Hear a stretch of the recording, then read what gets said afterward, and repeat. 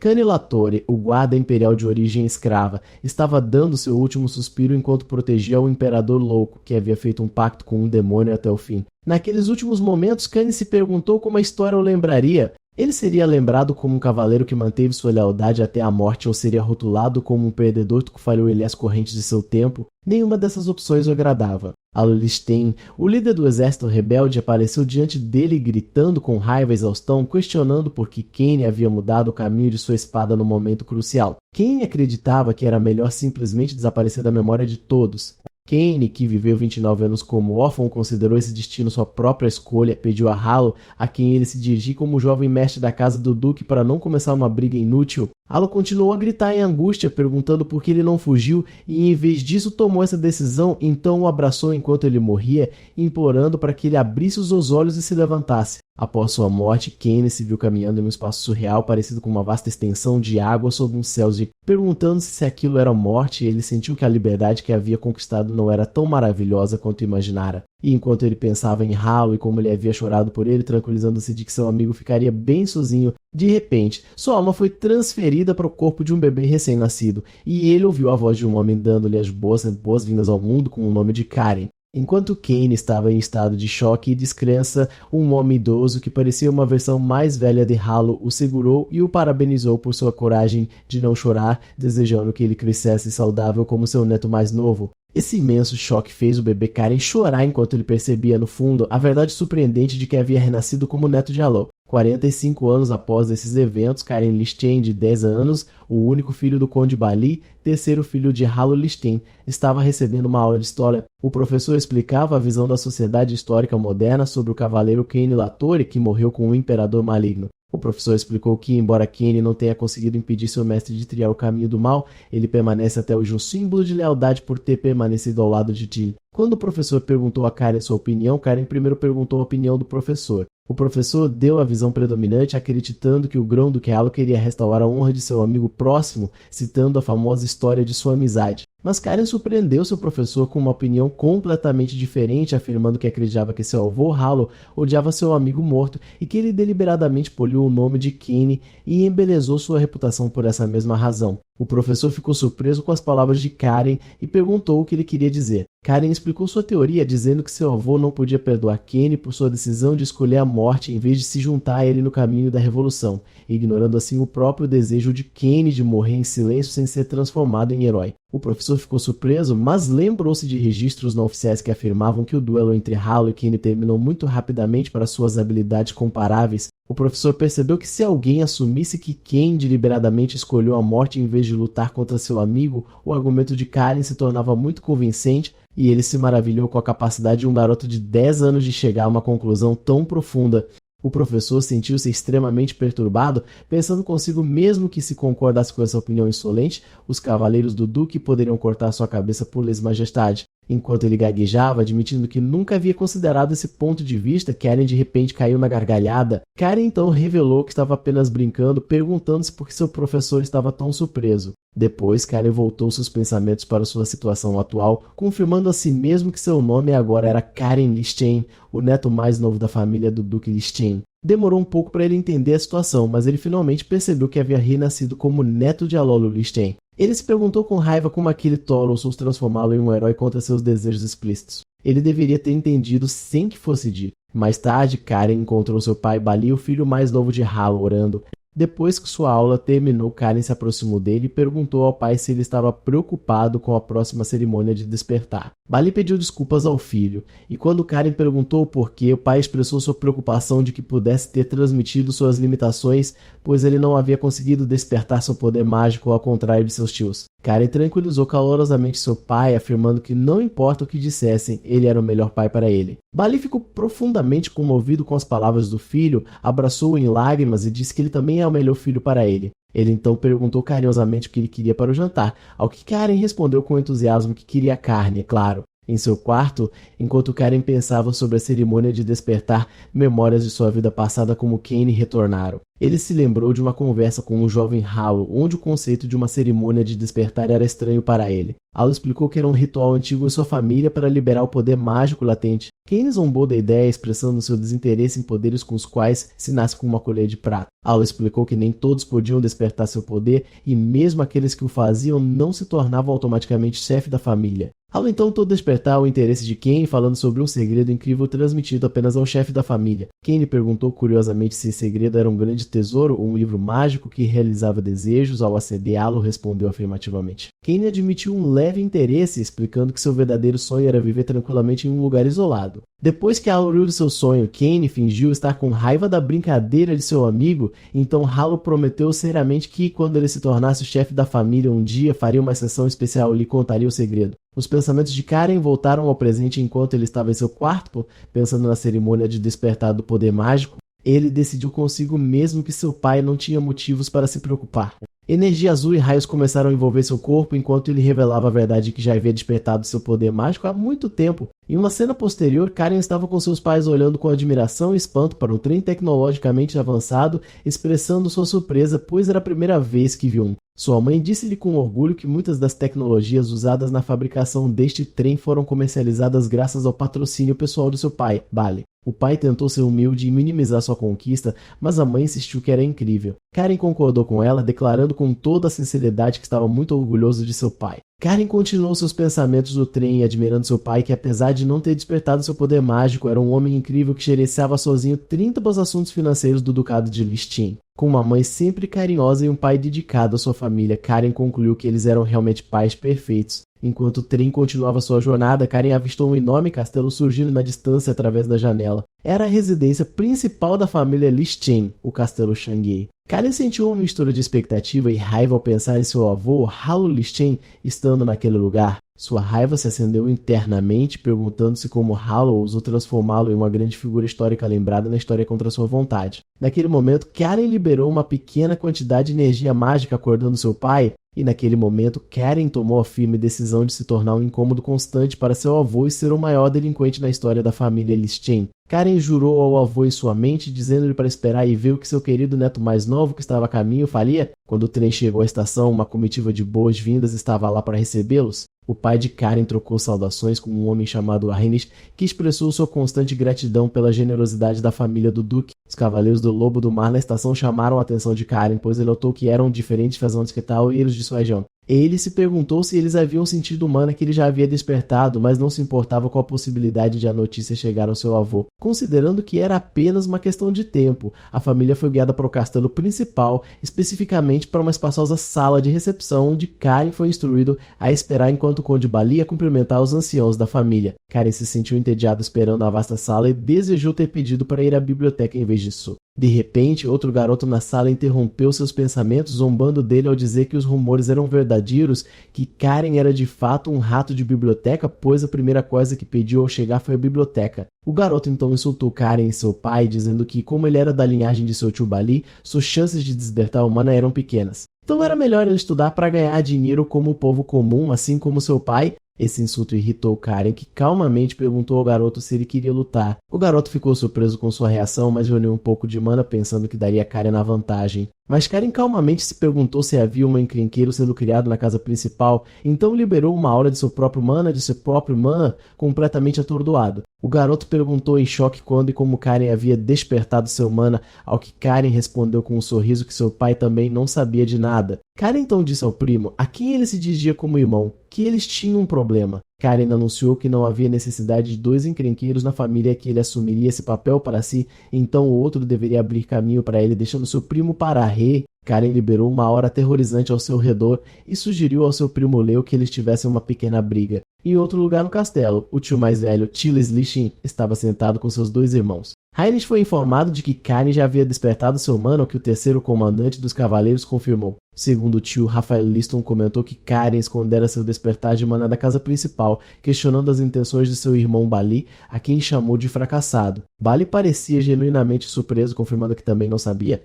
Tyrilis repreendeu seu irmão Rafael por sua pressa, apontando que não era estranho o fracassado não saber, já que ele próprio não conseguia despertar mana, então descreveu toda a situação como patética. De repente, o servo irrompeu na sala em pânico, pedindo ao mordomo-chefe que viesse rapidamente, então chamou o jovem mestre. Rafael, Alolistin murmurou que o mal-entendido havia ocorrido. Rafael percebeu que era sobre seu filho e levantou-se irritado. Enquanto isso, na sala de recepção, Leo estava deitado no chão derrotado. Quando Rafael chegou e viu a cena, ele agarrou Karen com raiva, chamando de filhote mal educado, e perguntou o que ele estava pensando. Nesse momento, Bali e Thais chegaram. Karen respondeu calmamente que era porque Leo havia insultado seu pai. Karen perguntou na frente de seu tio se ele teria permanecido em silêncio se estivesse em seu lugar. Rafael afirmou que Karen estava falando bobagens, agarrou Karen e virou-se para Bali, dizendo-lhe para calar a boca e que tudo isso aconteceu por sua falha em criar seu filho. O mordomo-chefe interveio naquele momento, pedindo a todos para pararem, anunciando que o mestre da casa, Halo, julgaria o assunto pessoalmente. Rafael foi ordenado a soltar Karen, que ele fez resolutamente. Bali correu para seu filho para verificar se estava bem e Karen assegurou que estava. Depois disso, o mordomo-chefe pediu a todos que fossem ver o mestre da casa. Enquanto caminhavam pelo longo corredor, Karen pensou consigo mesmo que fazia muito tempo que não via Halo. Ao entrar no escritório, Halo, sentado atrás de sua mesa, os confrontou com uma pergunta direta a Karen, perguntando por que ele havia causado um incidente tão grande imediatamente após a chegada. Bali tentou defender seu filho, mas Halo silenciou severamente, afirmando que não havia perguntado a ele e que ouviria a resposta diretamente de seu filho. Halo disse a Karen que sabia que ele não era imprudente o suficiente para causar problemas sem pensar nas consequências e pediu-lhe uma explicação detalhada de suas ações. Karen ficou surpreso internamente com a disposição de Halo e ouvi-lo antes de puni-lo, descrevendo a si mesmo como uma demonstração inadequada de cavalheirismo. Karen então repetiu sua resposta claramente, dizendo que Leo havia insultado seu pai. Rafael explodiu de raiva novamente, acusando Karen de mentir e exigindo que ele dissesse a verdade. Com isso, Halo bateu o punho na mesa e gritou para Rafael calar a boca,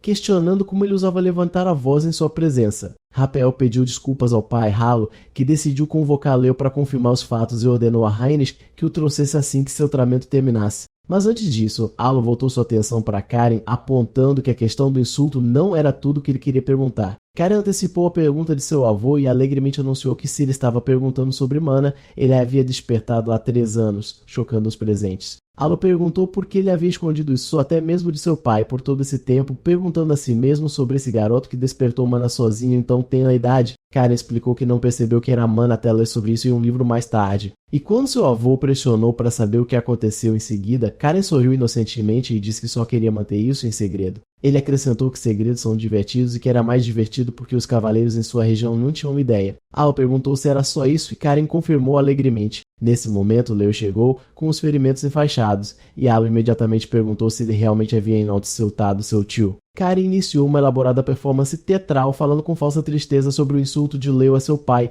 descrevendo como um homem vulgar que só se preocupa com dinheiro. Karen então continuou descrevendo seu próprio pai como incompetente e arrogante, perguntando-se quanta tristeza sentiria se seu pai morresse sem ver a luz. Ele então concluiu seu discurso admitindo que, apesar de tudo, não deveria ter batido em Leo e que havia cometido um grande pecado. Leo ficou horrorizado com este discurso distorcido e negou veemente ter dito isso. Com isso, Karen liberou uma explosão de sua energia para intimidar seu primo. Halo calmamente perguntou a Leo se o que Karen disse era verdade e Leo admitiu com medo que era. Depois de ouvir a confissão, Halo decidiu que, como a cerimônia de despertar seria no dia seguinte, ele adiaria a punição de ambos os menus até depois da cerimônia e ordenou que fossem descansar. Mais tarde naquela noite, Halo perguntou a seu servo Heinrich sua opinião sobre o filho de Bali. Heinrich respondeu diplomaticamente que sentia que havia muitos aspectos no garoto que poderiam interessar ao mestre da casa. Halo concordou, descrevendo Karen como um garoto interessante, não só porque despertou Mana sozinho e a escondeu por 3 anos, mas também porque criticou sutilmente o nível dos cavaleiros no território de seu pai,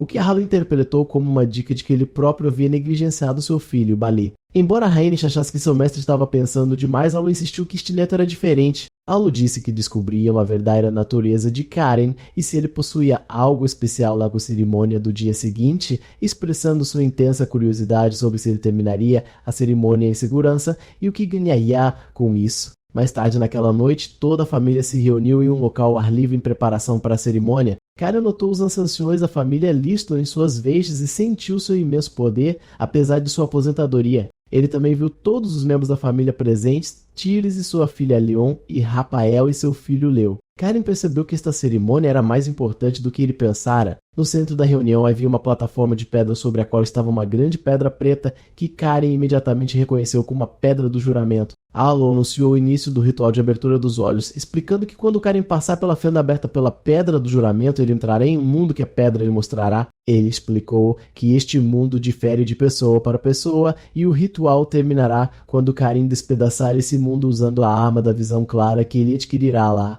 Depois que Karen confirmou sua prontidão, Halo usou um colar para ativar a pedra do juramento de onde um pilar de energia azul disparou, abrindo uma fenda brilhante no ar. Enquanto Balin segurava o ombro de seu filho ansiosamente, ele perguntou se ele estava com medo e se realmente ficaria bem. Karen garantiu a seu pai que ficaria bem e prometeu retornar. Karen pensou na tarefa que lhe era exigida de despedaçar o mundo com uma arma que ele adquirisse e considerou uma tarefa fácil, assegurando-se de que quebrar coisas sempre foi sua especialidade. À distância, Halo desejou em seu coração que seu neto superasse seu medo. Assim que Karen atravessou a fenda, ele se viu num lugar familiar e horripilante, o Palácio Imperial em chamas e cheio de corpos de seus camaradas mortos. Ele se perguntou com raiva por que a pedra lhe mostrava essas memórias dolorosas, se a intenção era fazê-lo se sentir culpado por seus camaradas que morreram injustamente. Karen ouviu uma voz misteriosa descrevendo seu mundo como trágico e desolado, chamando de filho do Lobo Azul. A voz disse que a hora da lamença havia chegado e que ele cumpriria o que havia prometido com seu ancestral. Karen perguntou à voz desconhecida se era um demônio,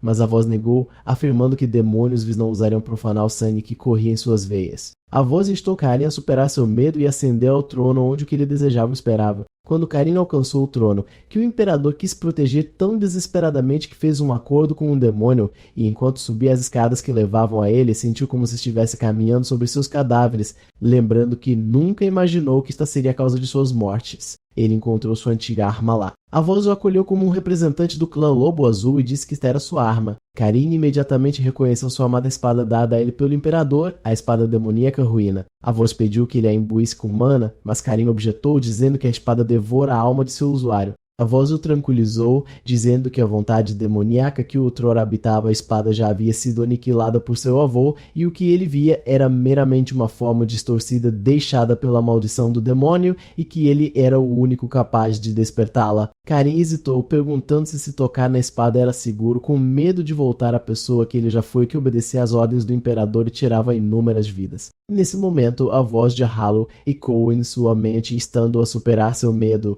Karen finalmente entendeu o verdadeiro significado da incomum bondade de Halo. O propósito do ritual de abertura dos olhos não era apenas obter uma arma, mas para que o herdeiro que desperta a mana da visão clara superasse seu maior medo. Armado com este entendimento, Karen estendeu a mão com confiança em direção à sua espada. Assim que Karen agarrou a espada, uma imensa energia azul, que ele reconheceu como a mana da visão clara, o inundou, e a forma da espada começou a mudar em sua mão. A voz misteriosa disse que não sabia por que a espada lhe apareceu em sua forma anterior, Ruína, mas explicou que esta espada originalmente pertencia ao seu ancestral. A voz mencionou que a razão pela qual esta espada não foi registrada nos livros de história, ao contrário da outra espada-granha que Halo levou, era que seu poder possuía uma natureza completamente diferente da família. Karen sentiu uma dor intensa quando a mana latente na espada começou a se gravar em seu corpo, mas a voz ordenou que ele suportasse. Karen notou o fluxo de mana em seu corpo tornando-se mais feroz e ele perguntou à voz o verdadeiro nome da espada. A voz revelou que esta espada era a espada da execução guilhotina, a lâmina que decapitou inúmeros demônios e devorou seus poderes a ponto de os próprios demônios que esquecerem sua existência por puro medo. Karen contemplou o novo nome de sua arma. A voz comentou que uma espada parecida com a escuridão do mar profundo combinava perfeitamente com o destino de Karen. Karen perguntou sobre a identidade da voz, imaginando que poderia ser o dragão azul, o dragão guardião da casa deles. Mas a voz respondeu que Karen ainda não tinha poder suficiente para saber seu verdadeiro nome e o convidou para visitá-la no Mar do Norte um dia, quando ele tivesse força para governar os mares. Em seguida, Karen perguntou como sair daquele mundo e a voz apontou que ele já sabia a resposta. Karen percebeu o que tinha que fazer, despedaçar o mundo como lhe foi dito no início do ritual. Com grande entusiasmo, ele declarou que sempre quis tentar isso, então balançou a espada poderosamente, estilhaçando o mundo ilusório ao seu redor. No mundo real, Halo consolava Bali, que estava ansioso, admitindo que é doloroso para um pai ver o filho seguir um caminho que ele não pôde, mas ele enfatizou que são nesses momentos que se deve provar sua determinação. De repente, a pedra do juramento começou a rachar violentamente e Leo gritou, alertando o avô que a pedra estava se quebrando. Em um momento de choque geral, a pedra se despedaçou completamente. Karen apareceu um flash de luz onde a pedra quebrada estava segurando sua nova espada. Ele olhou ao redor com um sorriso e perguntou o que havia acontecido com a pedra do juramento, notando que estava quebrada. Bali o confrontou com raiva, exigindo saber o que ele fez. Karen respondeu alegremente enquanto erguia a espada, anunciando que era a espada de execução guilhotina de nosso ancestral Elistin. Essas palavras chocaram Harlow e os anciãos. Essa lâmina lendária havia sido apagada da história da família. Sua existência era transmitida apenas oralmente ao patriarca e aos anciãos. Todos se perguntavam por que ela havia aparecido agora, enquanto Harlow ponderava se o tempo do pacto estava se aproximando. Harlow finalmente perguntou ao neto se ele tinha medo daquela espada, ao que Karen respondeu com total confiança: não. Depois que Harlow processou a situação, ele começou a pensar sobre a história antiga. Há muito tempo, seus ancestrais fizeram um pacto com os dragões azuis para aniquilar os demônios. E como prova desse pacto, eles deixaram a pedra do juramento esperando o descendente que um dia cumpriria a promessa. Harlow olhou para o neto, Karen perguntando se ele era o destinado a cumprir essa promessa. Assim, Harlow levantou a mão e declarou oficialmente que Karen, filho de Bali Listein, como escolhido pela espada de execução guilhotina, era um membro legítimo do castelo Xiong e um herdeiro direto qualificado para herdar os direitos de iniciação. Essas palavras irritaram Rapiari, que se opôs a conceder esses direitos a um pirralho como aquele. Enquanto isso, Bali correu para ver o filho, mas Karen garantiu que estava ileso. Tyrius, o tio mais velho, estava pensativo, admitindo a si mesmo que nunca tinha ouvido falar daquela espada lendária e que sua aura sozinha era arrepiante. Em sua mente, Tyler se dirigiu a Bali, avisando que não deixaria que a questão da sucessão fosse afetada por uma nova variável como seu filho, embora Karen estivesse agora trilhando um caminho que ninguém havia percorrido ainda. Depois disso, ela declarou a cerimônia de abertura dos olhos encerrada e ordenou que todos voltassem. Enquanto saíam, Rapel confrontou seu irmão mais velho, Tyrius, com raiva, perguntando se ele ia apenas assistir, ao que Tyrius calmamente respondeu que elas sentariam e conversariam em breve. Rapel pensou que mesmo alguém tão ganancioso quanto Tyrius sentia o perigo. Rafael expressou sua confusão e raiva, perguntando-se por que o filho de Bali foi escolhido entre todas as pessoas. Tyrius o aconselhou que o mais importante agora não era brigar entre eles. Na hora de seus pais irem embora, Bali perguntou ao filho com preocupação se ele ficaria bem sozinho. Aenys o tranquilizou dizendo que o castelo King era o lugar mais seguro. Bali concordou que o castelo estava seguro de ameaças externas, mas expressou sua preocupação com as internas. Embora ele tenha adicionado que seus irmãos não ousariam agir imprudentemente na presença de seu pai, Aenys se aproximou deles e se informou que a senhora Sabina supervisionaria os ritos de iniciação de Karen. Tanto Karen quanto seu pai se sentiram aliviados. Sabina Listein, a irmã mais nova de Harlow, era conhecida por habilidades que não eram inferiores às das de seu irmão e ela era apelidada de Lobo Branco. Bali aconselhou o filho a ser respeitoso com ela e Karen prometeu que seria. Antes de partir, Aenys transmitiu uma mensagem final de Harlow afirmando que uma residência permanente para a família de Bali seria preparada no castelo e eles poderiam visitar a qualquer momento. Bali ficou profundamente comovido com esse gesto de seu pai e agradeceu a Aenys, dizendo que agora poderia partir em paz. Ele se despediu do filho, pedindo para ele se cuidar e procurá-lo quando precisasse.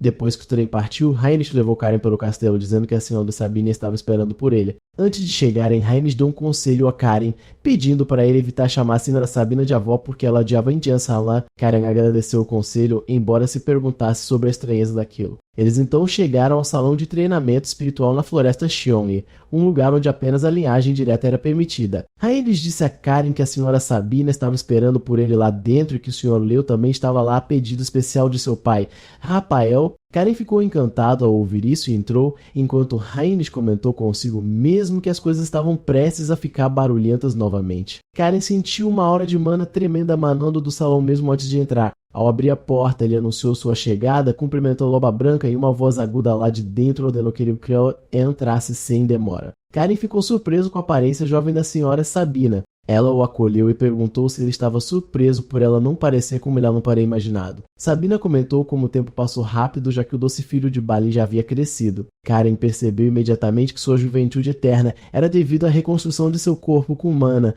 uma habilidade possuída apenas por aqueles no nível mestre de 8 estrelas. Sabina ordenou que Karen se sentasse de pernas cruzadas ao lado de Leo. Karen obedeceu e sussurrou para seu primo nervoso que eles se veriam muito de agora em diante e que ele estava ansioso por isso. Sabina comentou sobre o conhecimento dele sobre seu título. Então Karen disse a ela que havia lido sobre isso em livros de história porque gostava deles. Sabina sorriu e disse que, assim como seu irmão Howell descreveu, ele era de fato um garoto interessante. Quando Karen perguntou o que o avô havia dito, ela transmitiu a mensagem: ele é um garoto de quem você vai gostar muito, e acrescentou que agora entendia o porquê depois de vê-lo pessoalmente. Sabina se lembrou de sua conversa com Halo, que descreveu Karen como uma criança que deve navegar por um vasto mar e pediu a ela para ser seu farol para guiá-lo para que pudesse governar aquele puseno. Sabina viu em Karen um potencial imenso como um mar aberto, selvagem e infinito, e, embora ainda fosse bruto, ele poderia um dia governar uma geração inteira. Ela considerou encontrar aquele garoto interessante um assunto divertido. Sabina começou a lição explicando que sentar de pernas cruzadas era a base do cultivo de mana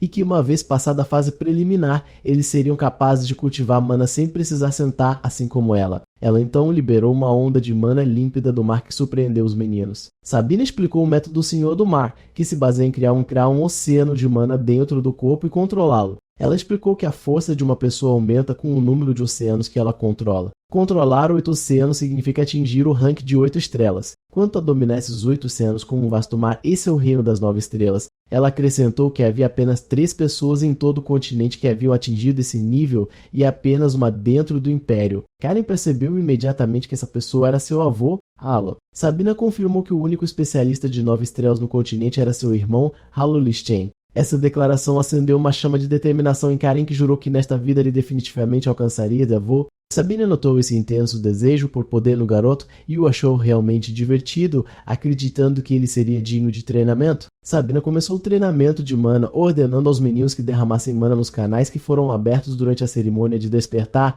lembrando-os de que o poder da mana não deveria ser controlado, mas aceito. Sabina observou as ondas de mana deles, e Karen notou que suas ondas de mana ainda estavam um pouco brutas, e ela o guiou para começar pelo coração primeiro. Sabina ficou imediatamente impressionada com a habilidade de Karen, perguntando-se como aquilo poderia ser o poder de alguém que acabara de terminar a cerimônia de despertar. Ela o comparou a Leo, que mal havia começado a se aproximar do nível de 2 estrelas, apesar de ter recebido o método do Senhor do Mar 2 anos antes. Em contraste, Karen, sem nenhuma instrução, estava instintivamente abrindo seus próprios caminhos de mana. Karen sentiu uma pressão intensa, como se seu corpo estivesse sendo dilacerado, então ele parou de cultivar por conta própria. Sabina inicialmente pensou que seu corpo estava exausto, mas percebeu que ele havia ajustado seu ritmo com maestria. Nesse momento, Leo desabou por usar mana em excesso e Sabina correu até ele, repreendendo-o por forçar sua mana. Sabina disse para si mesma que havia se distraído observando Karen. Ela viu que o papel dos adultos era evitar que as crianças se machucassem devido à sua imprudência. Karen olhou para Leo com decepção, descrevendo como vergonhoso. Sabina comparou Leo a Karen, que havia avaliado seus limites com precisão e parado antes de se machucar. Ela ficou impressionada com seu autocontrole, apesar do desejo por poder, e começou a se perguntar se essa criança realmente precisava de um farol para guiá-lo. Sabina se dirigiu a Karen, prometendo garantir sua segurança por 3 anos, pedindo que ele se concentrasse em construir sua força nesse período para que pudesse se proteger. Karen concordou com entusiasmo. Mais tarde, no campo de treinamento de duelos, Leo abordou Karen e perguntou se ele planejava usar a espada guilhotina mesmo no treino. Karen respondeu perguntando se havia algum problema com isso, explicando que seu avô lhe dera uma bainha especial para conter a aura da espada. O novo instrutor se aproximou deles e se apresentou como quem treinaria os meninos em esgrima. Como comandante dos Cavaleiros Lobos do Mar, Zerus Winterguard, Karen cumprimentou Zerus educadamente, observando para si que ele era um especialista de 8 estrelas. Zerus disse aos meninos que não o chamaria de jovem mestre até que eles ganhassem o reconhecimento dos Cavaleiros Lobos do Mar. Karen respondeu que não se importava e achava mais confortável, acrescentando que estava ciente de que conquistar o respeito dos Lobos Azuis através da habilidade é uma tradição na família Liston. Zeus ficou surpreso com a reação incomum de Karen, observando que a maioria dos nobres teria se ofendido. Zerus inicialmente pensou que talvez um herdeiro sério e firme tivesse finalmente chegado para a família após uma longa espera, mas Karen pensava para si com confiança que no final todos se curvariam diante dele. Ao notar essa aura, Zerus mudou imediatamente de ideia, concluindo que quem havia chegado não era um herdeiro sério, mas alguém pior que Leo, um verdadeiro dele. Enquanto isso, Sabina estava avisando seu irmão, Halo, aconselhando-o a pensar sobre o impacto de Karen na estrutura de sucessão e o que isso significaria para o próprio filho de Halo. Halo se perguntou se sua irmã estava insinuando que seu filho poderia ser ameaçado por seu sobrinho. Sabina esclareceu que se o talento excepcional de Karen se tornasse conhecido em todo o Império, isso obviamente afetaria quem nos sucederia e o que aconteceria em seguida. Sabina conversava com seu irmão Halo, expressando sua preocupação de que a família pudesse acabar agora que a pedra de juramento havia sido quebrada, especialmente com o número de demônios vindo de além do Mar do Norte aumentando significativamente.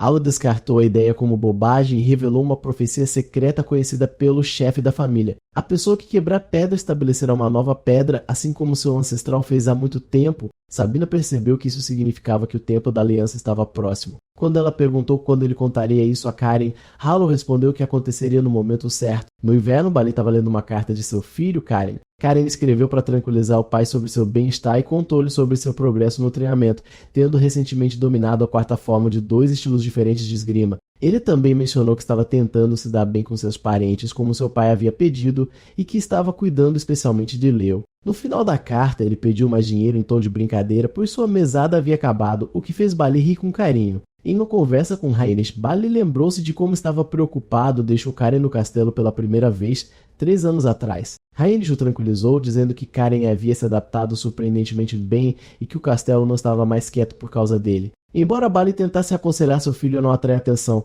Heinrich sabiamente respondeu que uma joia brilhará mesmo que permaneça no lugar. Mas Heinrich alertou que a situação poderia mudar, pois logo seria impossível impedir que as notícias sobre Karen se espalhassem e que, como um lobo azul, ele teria que realizar as tarefas que lhe fossem atribuídas. O que mais preocupava Bali era a reação de seu irmão à crescente influência de Karen. Heinrich ofereceu um último conselho a Bali, lembrando de que a Lady Sabina gostava muito de Karen. Bali sentiu-se aliviado ao ouvir isso. Bali expressou que a mesada mensal que enviava havia valido a pena, enquanto a Heinrich respondeu expressando sua felicidade em vê-lo brincar e parecer menos preocupado. Mas Bali expressou sua preocupação de que sua tia estaria deixando o castelo em breve. Heinrich o tranquilizou novamente, explicando que Karen havia formado uma relação próxima com os Cavaleiros Lobos do Mar a ponto de lhe darem um apelido, o Pequeno Calmarinho Azul Raivoso. No campo de treinamento, Karen apareceu treinando intensamente, superando facilmente um enorme cavaleiro chamado Hans. Karen o repreendeu por sua fraqueza, dizendo que a arte da espada do Lobo do Mar é inútil se você for vencido pela força e que é preciso lutar com força mesmo que seus ossos estejam quebrados. Hans se rendeu, admitindo que Karen era o único que projetava sua força, enquanto Karen zombava de seus músculos, chamando-os de músculos cool de balão. No campo de treinamento, Hans admitiu que o termo músculos de balão era novo para ele e reconheceu que sem usar mana ele não era mais para o Karen agora, lamentando quanto o jovem havia ganhado de força em apenas um ano. Hans então disse a Karen que ele provavelmente seria enviado em uma missão em breve. Hans revelou que Zira seria quem decidiria o momento da missão, porque ela estava atualmente na capital, e ele especulou que o destino seria a região do Domo Celestial no oeste do Ducado, onde as aparições de demônios estavam aumentando. Perto dali, Leo estava treinando ansiosamente, pensando que não queria ir na mesma missão com Karen, mas ao mesmo tempo esperava deixar seus pais felizes se ele se saísse bem. De volta ao presente, Bali revelou a Heinrich que o motivo de sua convocação não era apenas a carta de Karen. Bali lhe entregou uma pequena bolsa explicando que os inspetores do portão de seu território encontraram no carrinho o carrinho de um comerciante vindo da baronia de Belos. Bali confirmou que era uma droga chamada cocaína e pediu que ele investigasse o assunto da baronia de Belos, começando pelo Castelo do Mar Azul na estação de trem. Alguém desceu do trem perguntando se aquele era o Castelo do Mar Azul. Naquela noite, Karen estava perambulando pelos terrenos do castelo depois de ter se esgueirado e roubado uma garrafa de licor da coleção de Ziras, comentando consigo mesmo que mexer com a coleção de Ziras era sempre emocionante. Enquanto ele saboreava sua bebida, ouviu um visitante perguntando ao guarda pelo Duque Lishin sobre um assunto urgente. O guarda confirmou que o Duque estava na capital e que o comandante dos Cavaleiros Ziras estava no comando. Karen interveio na conversa, e quando o guarda o reconheceu, o visitante se apresentou como o jovem barão Rohan Belos. Rohan reconheceu Karen pelos rumores que ouvira sobre ele. Embora o ajudante de Rohan sugerisse ir ao comandante dos cavaleiros, Karen insistiu que ele seria quem ouviria-se com a história, argumentando que era uma questão de cortesia para um nobre de seu lado receber um visitante que havia vindo pessoalmente por um assunto urgente. Karen ordenou ao guarda que entregasse uma mensagem separada às Ziras. O julgamento político de Karen impressionou Rohan, embora Rohan estivesse preocupado ao ver um garoto segurando uma garrafa de licor. Ele então convidou Rohan a segui-lo. Em uma sala privada, Karen resumiu o problema de Rohan,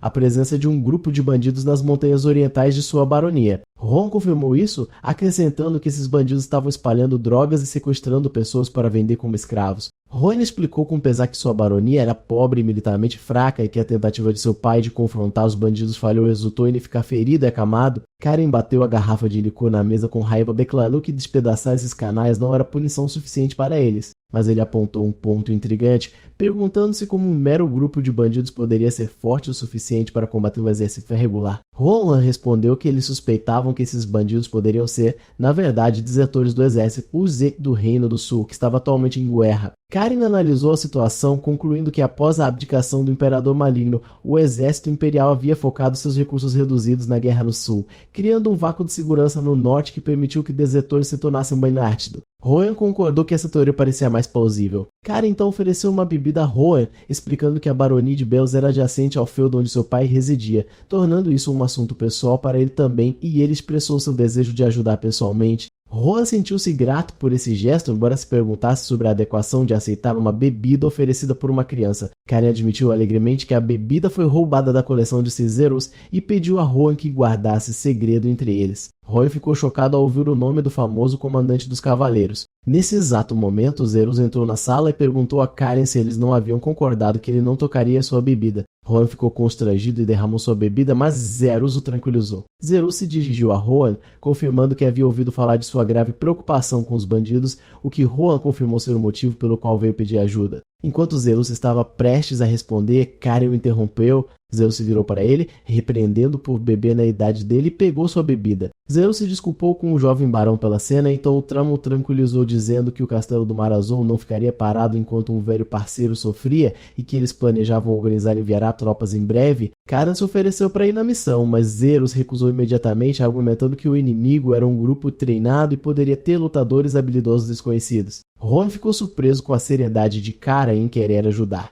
Zerus se opôs, sabendo que o combate real era diferente de treinamento. Karen argumentou que ser superprotetor não era bom, mas Zerus insistiu que preferia mandá-lo para enfrentar um perigo claro no oeste do que um ambíguo. Com isso, Karen sorriu astutamente e perguntou o que aconteceria se ele fizesse uma oferta irrecusável. Em uma cena posterior na estação de trem, Leo ficou chocado por ser forçado a ir na missão, enquanto Karen o abraçava entusiasmado, encantado por ser a primeira missão deles. Zerus, que observava a cena, percebeu que tinha sido enganado e que Karen tinha usado a senhora Sabina como alavanca. Zerus pensou que talvez isso fosse para o melhor, pois um guardião confiável os acompanharia. Zerus percebeu que seu acordo com a condição de o Lord Leo ir implicitamente significava sua satisfação com os resultados do treinamento deles. O Barão Rohan também estava presente para se despedir e estava muito preocupado com a segurança dos netos do Duque e com a responsabilidade de sua família se algo lhes acontecesse. Zeus tentou tranquilizá-lo e garantiu que ele não precisava se preocupar, explicando que com Sabina presente nenhum mal aconteceria aos meninos, mas Sabina interrompeu com uma declaração chocante afirmando que não pretendia intervir a menos que os meninos estivessem em perigo de morte. Essa declaração aterrorizou Rohan e Leo. Zeus comentou sobre a audácia dela,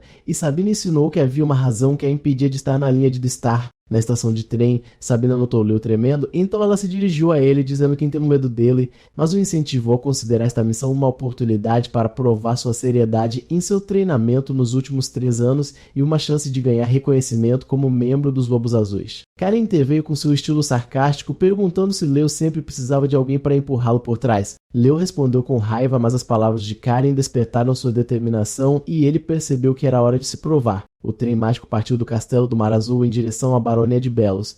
Enquanto o trem se afastava, Karen pensou consigo mesmo que não esperava que esse momento chegasse tão rapidamente. No trem, Sabina explicou ao Barão Rohan por que não poderia aparecer na linha de frente. Sua presença no castelo do Mar Azul era um segredo, e se ela fosse descoberta, os bandidos desapareceriam sem deixar vestígios. No entanto, Rohan permaneceu preocupado em enviar apenas 2 crianças nesta missão, pois notou que Karen não mostrava sinais de tensão, enquanto Leo parecia extremamente ansioso. Enquanto isso, Leo estava se lembrando da bronca de sua mãe. Ela havia perguntado como ele poderia se aproximar de Karen depois da humilhação que sofreu 3 anos atrás, que havia manchado a honra de seu pai, garantindo que Karen era seu rival, não seu amigo. Quando Leo permaneceu em silêncio, ela o chamou de garoto fraco. Finalmente, Leo respondeu à sua mãe, explicando que Karen não era seu rival. Ele explicou a enorme lacuna de talento entre eles, pois Karen havia alcançado o nível de 4 estrelas aos 13 anos, enquanto ele havia alcançado Enesaive nível de 3 estrelas aos 15. Leo afirmou que Karen não era seu rival, mas seu objetivo que o impulsionava a trabalhar duro e seguir em frente. Sua mãe encerrou a conversa dizendo que ele só via as árvores, a competição e não a floresta, o panorama geral. De volta ao trem, Sabina estava conversando com Leo, que admitiu seu nervosismo por ser sua primeira missão. Sabina lhe fez uma pergunta direta.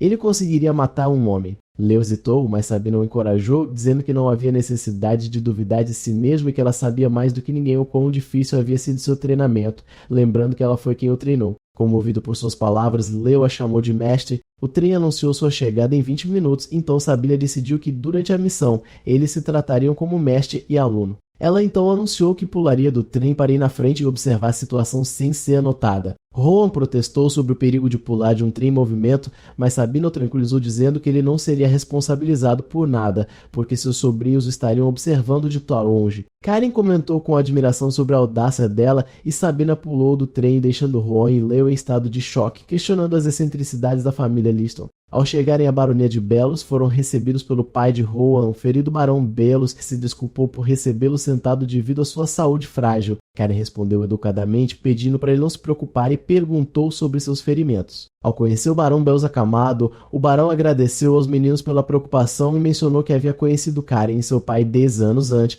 comentando como ele havia crescido maravilhosamente, o que devia deixar seu pai orgulhoso. Karen, que não se sentia confortável com formalidades, pediu ao barão para falar de forma simples com ele, e o barão concordou em chamá-lo de jovem mestre Karen. O barão demonstrou grande perspicácia, deduzindo que como Karen havia sido designado para sua primeira missão, ele deveria ter atingido o nível de 4 estrelas nas artes marciais em tão tenra idade. O barão expressou sua confiança no julgamento da casa principal sobre as habilidades do menino, mas ao mesmo tempo ele se sentiu preocupado em enviar 2 jovens promissores em uma missão tão perigosa. Karen tranquilizou o barão dizendo que entendia sua preocupação, mas que o fracasso em suas missões mancharia a honra dos Lobos Azuis e que eles nunca consideravam um fracasso. Ele então se voltou para Leo para confirmação e Leo concordou relutantemente que eles definitivamente teriam sucesso. O barão riu e agradeceu a confiança. Karen percebeu que o barão precisava descansar e anunciou que eles estariam partindo. O barão confiou o assunto a eles e disse que havia preparado um guia para eles seguirem. Os meninos partiram com o guia pelas montanhas nevadas. Karen zombou de Leo, perguntando se ele já estava cansado,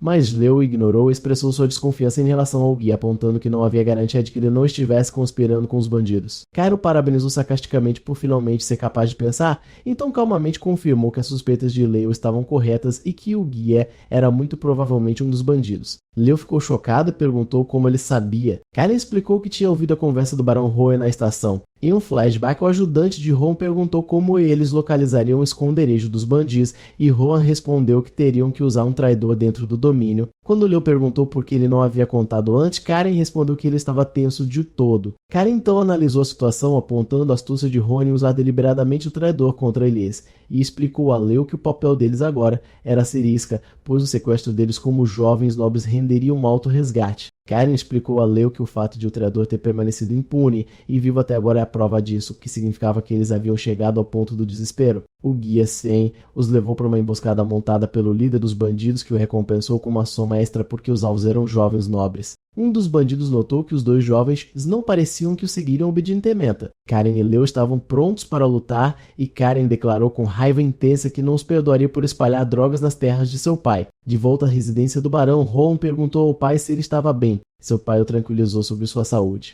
Rowan ofereceu uma xícara de água ao pai e o preocupado Rowan perguntou ao pai se os 2 jovens ficariam bem. O barão pai respondeu que o Skull do Mar Azul enviar os meninos sem informações suficientes era prova suficiente de sua confiança nas habilidades deles. Ele então acrescentou que Karen lembrava dos tempos de juventude do Duque Hall, não apenas na aparência, mas em seu comportamento confiante e sua atitude calma e digna. Na residência do barão, o barão Belos expressou sua confiança com o filho, dizendo que era certo depositar expectativas nos 2 meninos. Enquanto isso, nas montanhas nevadas, Karen estava envolvida em uma batalha feroz, decapitando bandidos com habilidade e de forma sobrenatural. Leo observava a cena em silêncio horrorizado, pensando consigo mesmo que Karen era um verdadeiro monstro. O vice-líder dos bandidos disse apreensivo ao líder que eles não eram pessoas comuns e que deveriam se retirar para informar a força principal. Isso irritou o líder dos bandidos, que se recusou a ser derrotado por um garoto novato e avançou contra Karen com uma aura vermelha, mas Karen o enfrentou friamente, descrevendo seu grito de guerra como irritante, e então o dividiu ao meio com um único gônico. Leo estava atordoado enquanto Karen casualmente comentava que havia usado acidentalmente uma técnica poderosa. Karen reclamou que o líder havia sujado suas roupas. Um dos bandidos sobreviventes, chamado Ora, ficou aterrorizado pelo poder de Karen e pela aura de sua espada, que quase dominou, então ele se rendeu imediatamente. Com um sorriso astuto, Karen perguntou a Ora se ele tinha uma corda e o ordenou a trazê-la. Para o espanto de Leo, Karen fez com que Ora amarrasse ele e Leo e o armasse também com as espadas deles. Leo perguntou por que eles estavam indo tão longe e Karen explicou que para ser uma isca eficaz e descobrir a base dos bandidos, a captura deles tinha que ser convincente, pois era ilógico dois nobres serem capturados por um único homem desarmado. Enquanto caminhavam, Karin começou a interrogar Oria, o prisioneiro. Oria, aterrorizado, confessou que eram realmente desertores do reino de Caios, na zona de Guerra Sul. Karin perguntou sobre o número deles na fortaleza. Oria informou que eram 130, incluindo 2 magos e seus cavaleiros da guarda. Oria percebeu naquele momento a magnitude de seu erro e que os que ele havia capturado não eram nobres comuns, mas herdeiros da grande família Liston. Karin achou ilógica a história de Oria de que o líder deles havia prometido dinheiro fácil. Ele se perguntou por que uma elite como magos estaria com um simples capitão de infantaria e por que escolheriam a pobre baronia de Belos para realizar roubos. Karin concluiu que a história não fazia sentido e decidiu que eles teriam que ver a verdade com seus próprios olhos. Ao chegarem ao esconderijo dos bandidos, foram recebidos com surpresa por outros guardas que se perguntaram por que Oria havia trazido reféns consigo. Na entrada do esconderijo dos bandidos, guardas questionaram Oria sobre por que ele voltou sozinho e com armas. Oria alegou que pegou as armas dos jovens mestres como seu saque e que seus outros companheiros estavam perseguindo os fugitivos. Os guardas zombaram dele, mas abriram o portão. Lá dentro, Karin comentou consigo mesmo que esses desertores pareciam negligentes, mas ele sentiu um poder estranho que o estava incomodando o tempo todo, e sua espada guilhotina começou a reagir a isso. Ele logo descobriu a fonte de seu desconforto, as carcaças de pássaros pendurados como sacrifícios e um grande círculo de magia negra no chão. Karin imediatamente ordenou que Oria o desamarrasse e lhe entregasse sua espada. Depois disse ao atônito Leo para sacar sua espada Sylphid, avisando-o de que ele precisaria dela em breve. Nesse momento, o círculo mágico foi ativado e esqueletos armados começaram a se levantar do chão, fazendo Oria entrar em pânico.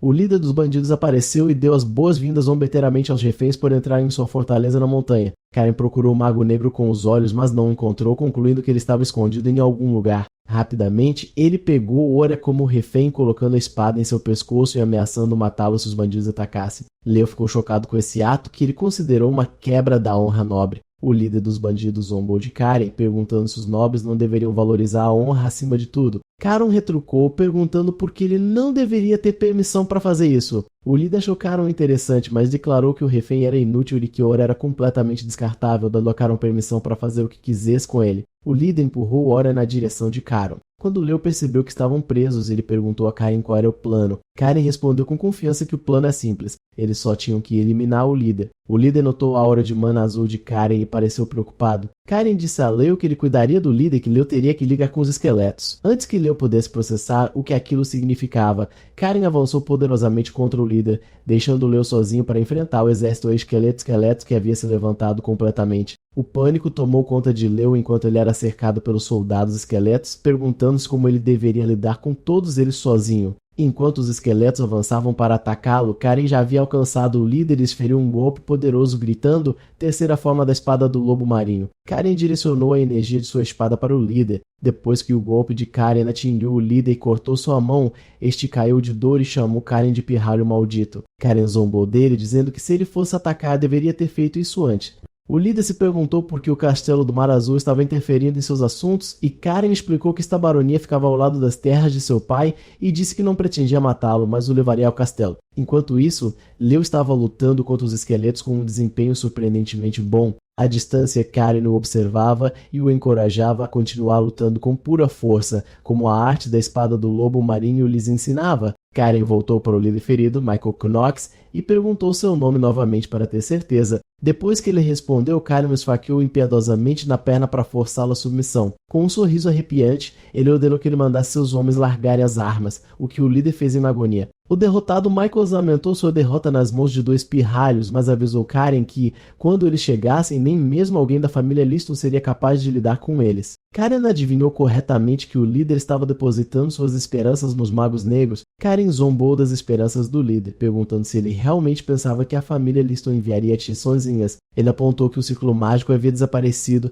explicando que era natural que eles tivessem um guardião. Naquele momento, uma explosão massiva ecoou à distância. Karin comentou que, por terem perdido tempo com o líder, não conseguiram capturar o Mago Negro vivo. Sabina apareceu de repente, segurando a cabeça decepada do Mago Negro. Leo ficou enojado com a cena, enquanto Sabina declarou oficialmente a missão um fracasso porque eles deixaram a pista mais importante escapar, e o Mago Vivo. Karin perguntou descaradamente à tia se ela estava pelo menos impressionada com seus métodos. Sabina respondeu espancando o líder derrotado, até que ele perdesse a consciência. Então ela repreendeu Karen por sua imprudência e por se apressar em território inimigo sem pensar, dizendo que ele era exatamente como seu irmão mais velho, mas ela admitiu que lhe daria pontos extras por essa audácia digna de um membro da família Liston, enquanto pontos seriam deduzidos por recorrer a fazer um refém. Quando ela perguntou o porquê, Karen explicou que queria explorar a fraqueza dele, já que eles nunca esperariam que o nobre fizesse um refém. Sabina achou esse raciocínio divertido e riu, chamando de garoto louco como ela nunca havia conhecido, enquanto o líder capturado pensava consigo mesmo, que bando de loucos. Sabina anunciou que eles voltariam agora para o castelo do Barão Belos porque haveria muitas perguntas. Enquanto deixavam o campo de batalha, os aldeões capturados foram libertados de suas jaulas e reencontros familiares emocionantes começaram. Após a batalha, enquanto as famílias se reuniam com seus entes queridos libertados, Karen notou o bandido Ora parado de ambu sentindo o Chico Paulo de Ora. Karen perguntou-lhe zombeteiramente se ele estava sentindo um remorso de consciência. Karen disse a Ora que era muito cedo para isso. Pelo que ele sabia, poderia acabar trancado na masmorra barrenês como seus camaradas. Ele então disse a ele que seria levado para o castelo do Mar Azul com seu capitão, em vez de ser preso na baronia. Leo perguntou o quão seguro era deixar Ora desamarrado. Karen explicou que precisavam dele para ajudar a carregar o capitão ferido, mas avisou Leo para não baixar a guarda. Nesse momento, um dos aldeões resgatados se aproximou deles e falou em defesa de Ora, perguntando se ele também seria punido. O aldeão explicou que Ora havia cuidado sinceramente dos prisioneiros, trazendo secretamente remédios para os doentes, dando sua própria comida aos famintos e implorou para que tivessem misericórdia dele. Sabina se virou para Karen pedindo sua opinião. Karen olhou para o chocado Ora,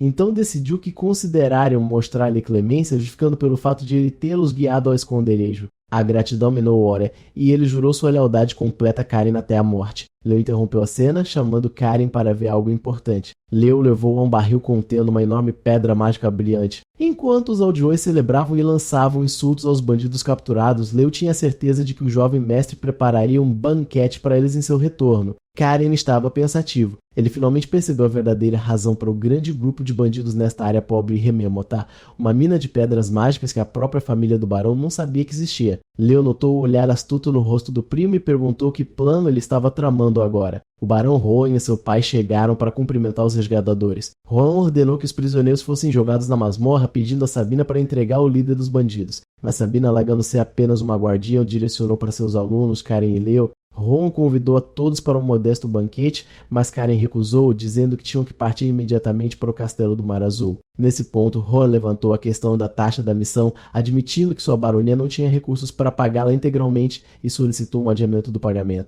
A expressão de Karen mudou para um olhar astuto e ele começou a insultar deliberadamente a baronia, descrevendo-a como uma área remota entre áreas remotas, o que provocou Rohan. Karen então anunciou que os bandidos estavam atrás de algo completamente diferente. Karen revelou a pedra mágica ao surpreso Rohan, que admitiu não ter ideia de que havia uma mina em suas terras. Com todas as cartas na mão, Karen anunciou que ele também tinha uma proposta a fazer. Karen apresentou sua proposta ao Barão Rohan de que o Castelo Mar Azul desenvolveria conjuntamente a mina de pedras mágicas com a Baronia de Belos, sob a condição de que o castelo fornecesse o capital inicial e as forças de segurança. Rohan ficou chocado internamente, imaginando se aquele garoto realmente percebia a magnitude das palavras que estava proferindo, mas rapidamente percebeu que ter a poderosa família Liston como parceira em sua baronia seria, por si só, um enorme ganho. Rohan concluiu que Karen havia calculado todas essas coisas e ele se maravilhou com a audácia de uma criança em conduzir negociações de tamanha importância. Karen acrescentou que esse arranjo poderia permitir o estabelecimento de uma guarnição de cavaleiros Liston na baronia, o que resolveria o problema de defesa e alcançaria o crescimento econômico ao mesmo tempo. Quando Rohan perguntou sobre a porcentagem de participação que ele tinha em mente, Karen habilmente se esquivou, dizendo que era irracional para uma criança como ele discutir os detalhes de um projeto assim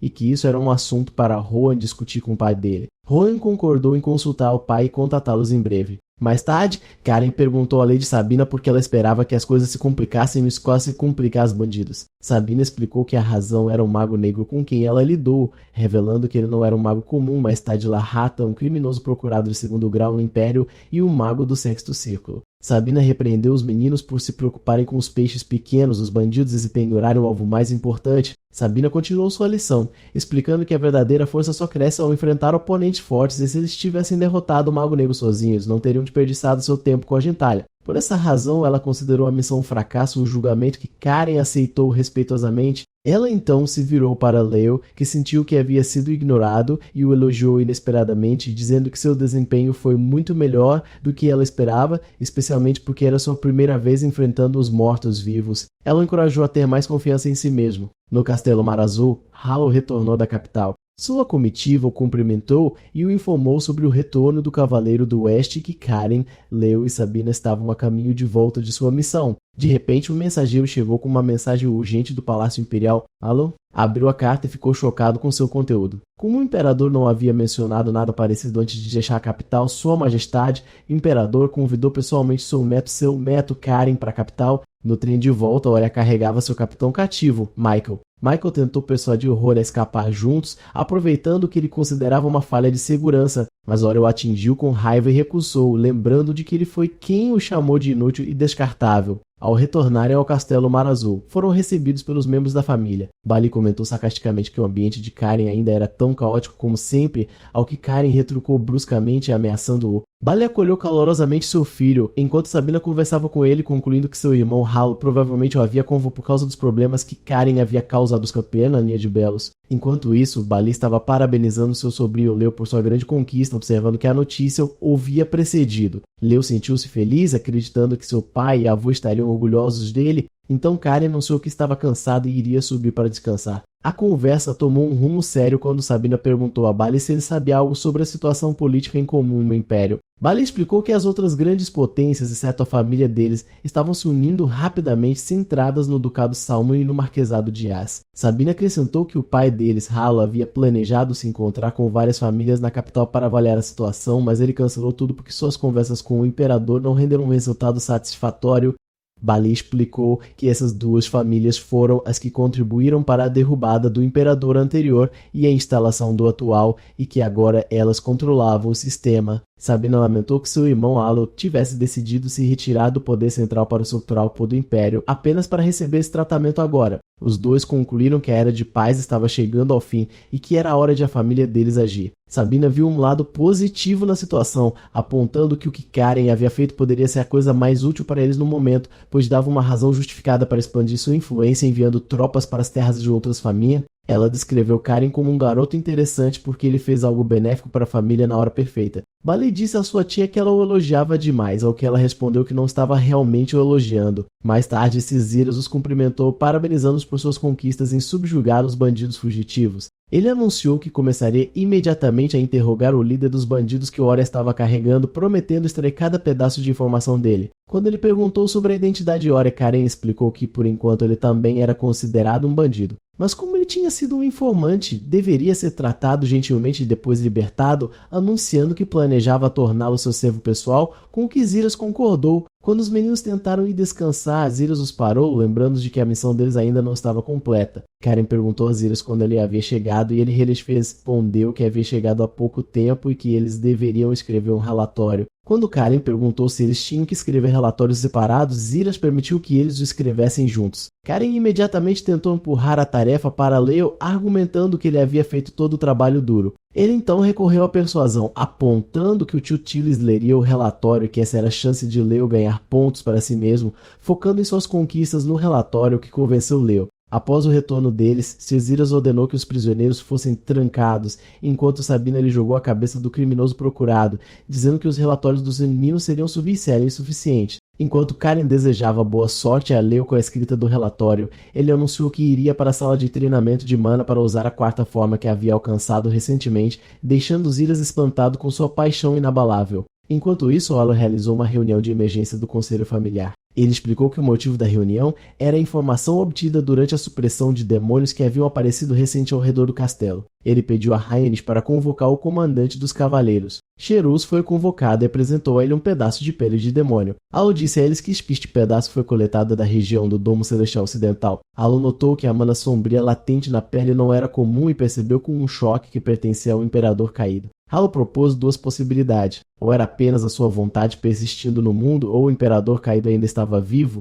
Halo deduziu que esse assunto estava conectado aos eventos em curso no Império, então revelou ou houve outro desenvolvimento. Notícias dos eventos na Baronia de Belos chegaram aos ouvidos do Imperador, que estendeu um convite pessoal para Karen ir à capital. Halo anunciou seu plano de enviar Leo e os Cavaleiros Lobos do Mar para acompanhar Karen, mas ele enfatizou que pediria a opinião de Karen primeiro e não o forçaria a ir, já que ele ainda era uma criança. Mais importante, Halo queria entender o que Karen estava pensando. Quando ele fez aquele acordo com o Barão Belos, então ele ordenou a Zerus que o trouxesse. Zerus encontrou Karen meditando na sala de treinamento. Karen perguntou a Zerus quando ele havia chegado, e ele respondeu que havia chegado há pouco tempo. Karen disse a ele que além da família imediata, Zerus era o único autorizado a entrar, mas ele não se lembrava de Zerus ter entrado na sala de treinamento antes, o que significava que deveria ser urgente. Zerus o informou sobre sua convocação para o conselho familiar para discutir uma viagem iminente à capital. Zerus respondeu que o chefe da família havia convocado Lord Karim para o conselho familiar e que ele ouviria os detalhes diretamente dele. Ao chegar de Karim ao conselho, Halo disse a Karim que ele acabara de saber da conclusão bem-sucedida de sua primeira missão, ao que o outro confirmou. Halo disse a ele que imediatamente o questionou sobre por que ele agiu de forma independente e ultrapassou sua autoridade ao negociar com a Casa de Belos,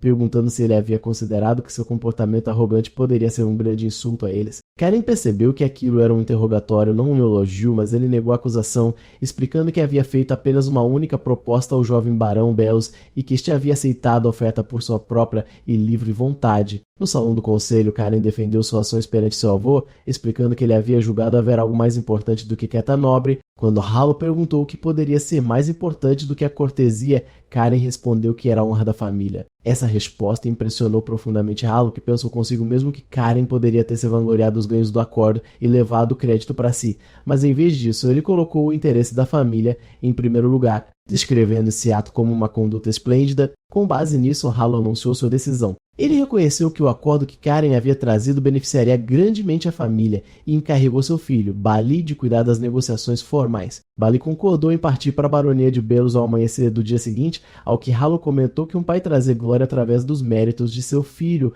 não era uma coisa ruim. Halo então passou para o próximo tópico, a carta do imperador, e informou formalmente Karan que sua majestade o havia convocado, pois notícias dele haviam chegado à capital. Karan deduziu que, de acordo com Zerus, a carta do imperador já havia chegado antes do retorno de Halo ao Castelo Mar Azul, e então se perguntou se a rede de inteligência do imperador realmente tinha tal capacidade. Karen pensou sobre isso, concluindo que os nobres influentes que controlavam o imperador fantoche estavam por trás deste convite rápido e não o próprio imperador. Halo ofereceu a Karen a opção de não ir. Halo pensou em Karen, acreditando que ele já devia ter percebido o que significava ir para Capiti naquele momento. Halo começou a pensar nas implicações estratégicas de aceitar ou recusar. Bali sabia que Halo não deveria ter dado a escolha a Karen, mas Karen os interrompeu, declarando que, como o imperador o havia convocado, era seu dever ir, acrescentando que esta seria uma oportunidade para ver seu avô Maternidade. Quando Karen perguntou se iria sozinho, Halo confirmou que Leo o acompanharia, além do esquadrão de Hans como guardas. Karen questionou a necessidade de guardas separados com seu avô presente, então Halo gritou, brincando,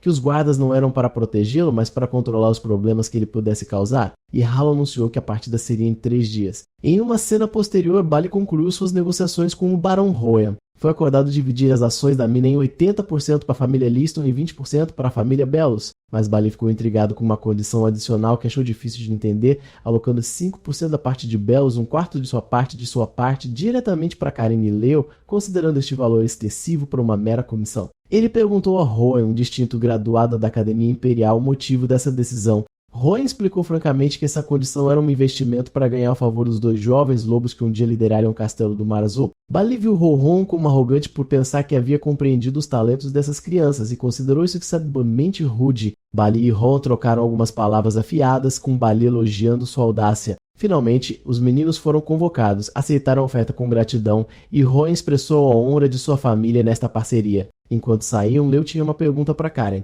Depois de fechar o acordo com a Baronia de Belos, Leo perguntou a Karen como eles dividiriam sua participação de 5%. Karen respondeu friamente que naturalmente ele ficaria com 9 décimos e Leo com 1/10. Leo ficou chocado com a proposta, mas Karen o confrontou com uma ameaça, fazendo com que Leo, aterrorizado, conturbasse imediatamente.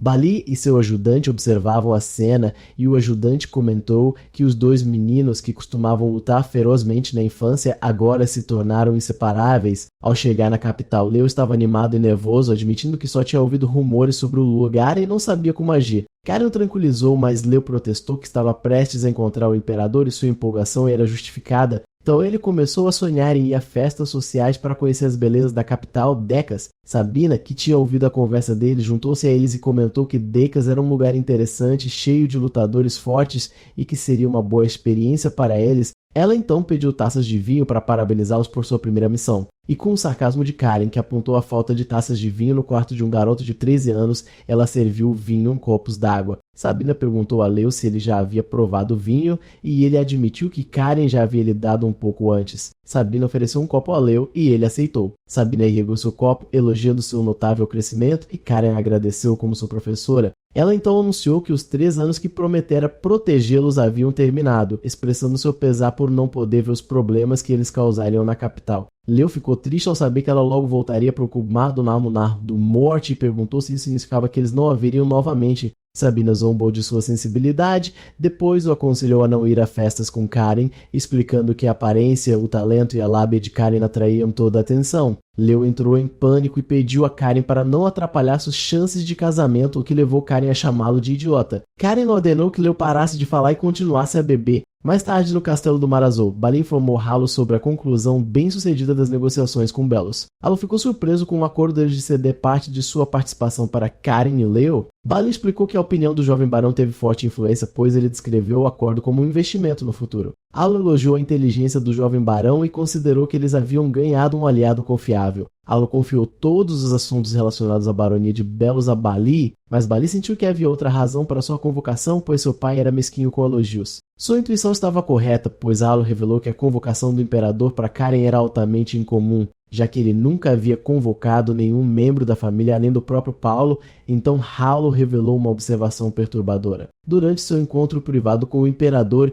ele ainda viu o olhar de medo dele nos olhos de sua majestade. Halo continuou sua conversa com Bali, explicando que o medo do imperador em relação a ele o fez acreditar que havia uma influência externa por trás do convite de Karen. Bali concordou que o assunto parecia politicamente motivado e se perguntou por que Halo não havia recusado o pedido do imperador nesta complexa situação política. Halo explicou que não recusou porque estava curioso sobre a extensão do potencial de Karen. Ele explicou que Karen havia sido escolhido pela espada dos ancestrais fundadores, a guilhotina, o que significava que ele estava destinado a estar no centro da família e, assim, enfrentaria inevitavelmente inúmeros desafios e perigos de forças externas. Halo considerou este convite um teste. Se Karen fosse carregar o futuro da família em seus ombros, ele deveria ser capaz de suportar provações. Halo então perguntou a seu filho, Bali, se ele estava preocupado. Bali estava profundamente emocionado, mas recompôs-se e declarou com confiança que acreditava em seu filho. Halo ficou surpreso com a resposta, então sorriu, considerando uma resposta maravilhosa. No dia seguinte, Sabina estava se preparando para retornar ao Mar do Norte. Zerus perguntou a ela se ela iria se despedir dos meninos,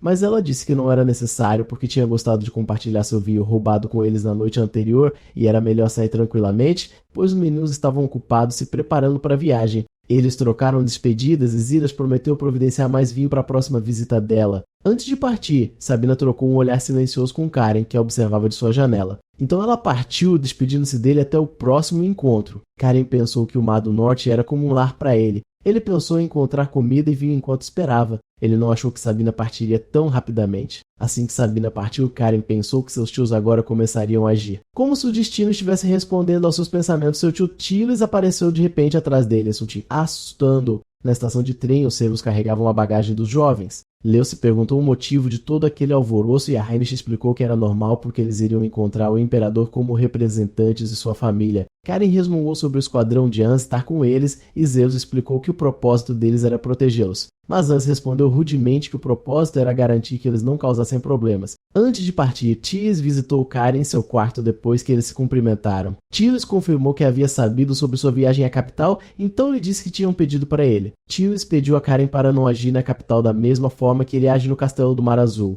Karen concordou, mas percebeu para si mesmo que seu tio estava admitindo abertamente tê-lo observado todo esse tempo. Tiles o advertiu que a capital estava cheia de inimigos esperando uma chance para derrubar sua família e que se Karen lhes desse qualquer pretexto, ele o puniria pessoalmente e severamente. Assim que Tyler saiu, a expressão de Karen mudou. Ele zombou da ameaça do tio, percebendo que ele estava tentando pressioná-lo com seu status de filho primogênito, e jurou a si mesmo que viraria o jogo na cara de seu tio arrogante. Na estação de trem, os preparativos para a partida estavam completos. Karen estava discutindo com Hans quando Ora, o ex-bandido, se aproximou deles e o agradeceu por lhe dar outra chance. Karen respondeu friamente e então brincou cruelmente que só o levaria para a capital para jogá-lo em sua brutal prisão, lembrando para não relaxar. Ora implorou a Karen para não o abandonar, ao que Karen respondeu que veriam como ele se comportava. Ziras deu aos meninos um último conselho, dizendo-lhes para não causarem problemas e retornarem em segurança. Enquanto o trem estava prestes a partir, Bali correu para a plataforma para se despedir de seu filho. Ele explicou que veio porque queria vê-lo novamente antes de partir e disse que seu avô materno também aguardava sua chegada. Bali abraçou o filho, pedindo para que voltasse em segurança e tentasse causar o mínimo de problemas, o que fez Karen rir. Depois que o trem partiu, enquanto Thais estava em seu escritório, ele recebeu a informação de que a esposa de seu segundo filho, Rafael, estava tramando algo na capital, mas decidiu não tomar nenhuma atitude por enquanto. No trem, Karen perguntou a Han sobre a duração da viagem, e ele respondeu que levaria cerca de 6 horas através do território autônomo de Teba. Eles falaram sobre Teba, a cidade em comum onde plebeus elegem diretamente seu prefeito e onde o comércio e a indústria florescem mais que a agricultura, tornando o dinheiro a base do status ali.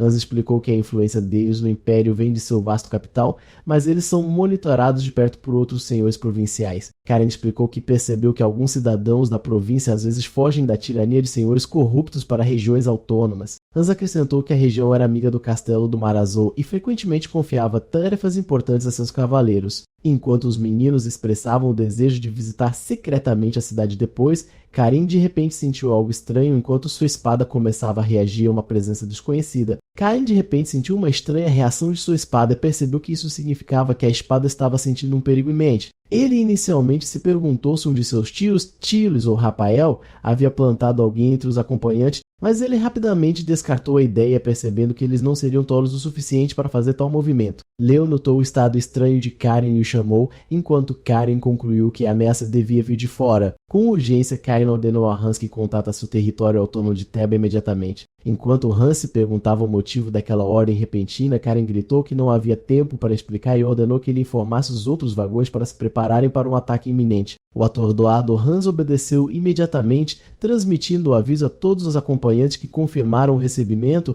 e se prepararam para o ataque. Enquanto isso, Karen pensava sobre a natureza dessa ameaça externa, imaginando como alguém poderia atacar um trem em movimento. Não muito longe do caminho do trem, um grupo de atacantes mascarados estava se preparando para executar seu plano. O líder deles anunciou que a hora havia chegado e seus homens começaram a se mover rapidamente. À medida que o trem se aproximava, eles se apressaram para colocar barris explosivos amarrados com um fusível na ferrovia. Assim que terminaram, um deles acendeu o fusível enquanto o líder avisava a todos para se prepararem para a explosão. O trem colidiu com os barris, resultando em uma explosão massiva que o descarrilou e destruiu. Enquanto isso, no território autônomo de Teba, o prefeito presidiu uma reunião barulhenta. Os presentes trocavam acusações ruidosamente, com alguns acusando outros de lavagem de dinheiro e que o Serviço Nacional de Impostos estava perseguindo vigorosamente, enquanto outros se defendiam acusando a parte do seu regime. A discussão aumentou e alguém exigiu que o prefeito punisse seus oponentes, a quem chamava de criminosos. O prefeito desejou não ter comparecido à reunião, pensando consigo mesmo que deveria ter se aposentado após servir como ministro das Finanças, sentindo-se triste que a cidade tivesse se tornado uma arena caótica e uma luta constante entre as guildas nobres e plebeias. Um assessor interrompeu a reunião com uma mensagem urgente para o prefeito que o permitiu se aproximar após dispensar os participantes que discutiam. Um dos participantes restantes perguntou se a notícia era sobre a investigação fiscal, mas o prefeito respondeu calmamente, acendendo um cigarro, que essa investigação mesquinha não importava mais. Quando perguntado se a investigação havia sido cancelada, ele respondeu que não, dizendo que a investigação poderia ir para o inferno. Ele então revelou a notícia chocante. Há 5 minutos, o trem que seguia para a capital do território da família Liston havia explodido e os 2 netos do Grão-Duque estavam a bordo. O homem ficou atordoado e o prefeito explicou calmamente que o significado deste incidente era que todos eles estavam praticamente mortos. De volta ao local do acidente, Karen se levantou dos destroços. Hans perguntou preocupado se ele estava ferido e Karen respondeu que eram apenas arranhões leves. Hans imediatamente solicitou um relatório de status e a resposta foi que, das 11 pessoas, havia um ferimento grave em alguém chamado Del e 2 ferimentos leves. Então outro relatório veio do esquadrão de Ora afirmando 2 mortes entre seus membros. Karen notou que a situação devia ser muito séria, já que um membro de baixa patente como Ora estava dando o relatório. Karen perguntou a Hans sobre a localização atual e Hans respondeu que estavam e 10 quilômetros do território autônomo de Teba. Hans explicou que o território já havia sido contatado antes que os 2 jovens acordassem e que a ajuda já devia estar a caminho. Hans então pediu a Karen e Leo para fugir o mais longe possível, garantindo que seu esquadrão lhes daria tempo. Mas a espada de Karen Guillotina reagiu novamente e ele percebeu que não estavam sozinhos e que uma emboscada os esperava. Karen rejeitou a sugestão de Hans para fugir, desculpando-se e dizendo que não era possível. Quando Hans perguntou por quê, Karen explicou que esses atacantes haviam destruído a preciosa ferrovia do Imperador, o que era nada menos que um ato de rebelião. Ele se perguntou até onde poderiam fugir de pessoas com tamanha audácia. Ele então se virou para Leo e perguntou se ele ainda podia lutar, ao que Leo concordou entusiasticamente. Karen concluiu que restava apenas uma opção. Enquanto um dos atacantes mascarados cambaleava de um golpe surpresa, Karen apareceu atrás dele com um sorriso confiante. Karen declarou que todos eles deveriam ser mortos e começou o ataque. O líder dos atacantes notou que o número de defensores era maior do que esperava, então Hans ordenou que o segundo esquadrão descesse dos vagões e formasse uma linha defensiva para proteger os jovens mestres. Hans informou a Karen que cada atacante inimigo era no mínimo de 3 estrelas, enquanto Karen notou que o líder deles, parado na frente, exalava a aura de um lutador de 6 estrelas. O líder o chamou pelo nome, Karen Lichten, e ordenou que ele largasse a arma e se rendesse. Karen notou que a voz do líder estava magicamente alterada, então o líder ofereceu deixar os cavaleiros e servos viverem em paz se ele cooperasse silenciosamente. Dessa oferta, Karen deduziu e disse a Hans que o objetivo dos atacantes era capturá-lo vivo. Ele perguntou se ele percebia o que aquilo significava. Hans entendeu que Karen estava implicando e implorou para que ele não fizesse isso, mas Karen gritou, perguntando por que ele o estava impedindo, e declarou que já que não podiam matá-lo, significava que ele era quem poderia matá-los. Leo suspirou com a imprudência do primo, enquanto Hans ordenou que todos os esquadrões entrassem em combate para proteger os 2 jovens mestres. Uma batalha feroz estourou com os cavaleiros Listani formando um círculo defensivo ao redor dos 2 jovens enquanto lutavam ferozmente contra os atacantes. O confronto entre os cavaleiros e os homens mascarados aumentou e a batalha entre eles se intensificou. Karen estava atacando os homens mascarados. Movendo-se entre eles um por um,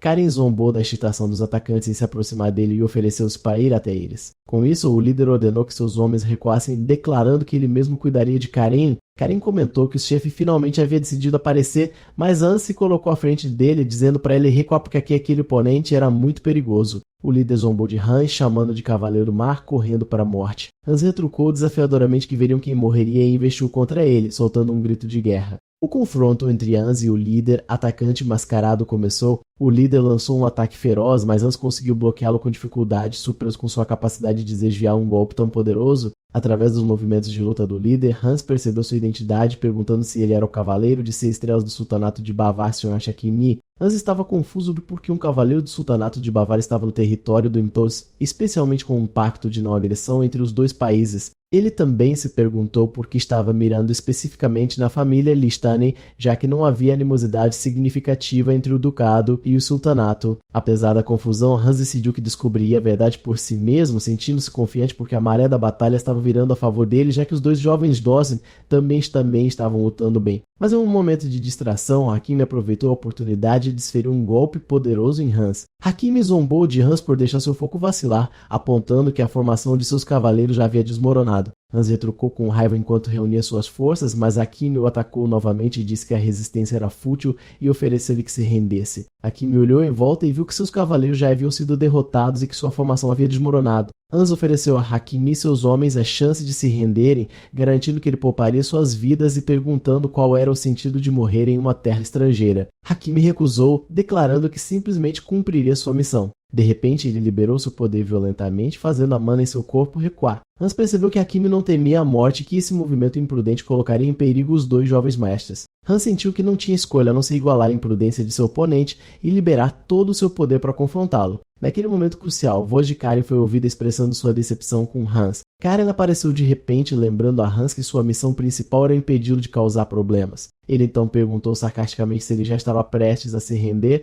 Hakimi virou-se para Karen, que orgulhosamente confirmou sua identidade, declarando ser Karen Listin. Num movimento rápido, Karen atacou a Hakimi e o derrotou com um único golpe fatal. Enquanto Hakimi dava seu último suspiro, ele chamou Karen de monstro. Karen agradeceu friamente pelo elogio, mas de repente notou sua espada guilhotina vibrando novamente. Karen percebeu que isso significava que o perigo ainda não tinha acabado e acusou Hakime, que estava morrendo, de ter um último truque. Hakime respondeu que não sentia arrependimento por Karen e ofereceu-lhe um pedido de desculpas enigmático enquanto uma energia explosiva começava a cercar seu corpo. Karen ficou chocada, e naquele momento Hans gritou, ordenando a todos os cavaleiros que protegessem Lord Leo, que estava atolado no meio da batalha. Sem hesitar, Hans se jogou na frente de Karen para protegê-lo da explosão iminente. Karen gritou perguntando o que estava acontecendo e Hans lhe disse que Hakime havia usado um feitiço de autodestruição. Quando a explosão começou, Hans pediu desculpas a Karen, considerando o que havia acontecido como sendo devido à sua própria incompetência. Em seus últimos momentos, Hans, morrendo, implorou a Karen para salvar sua própria vida.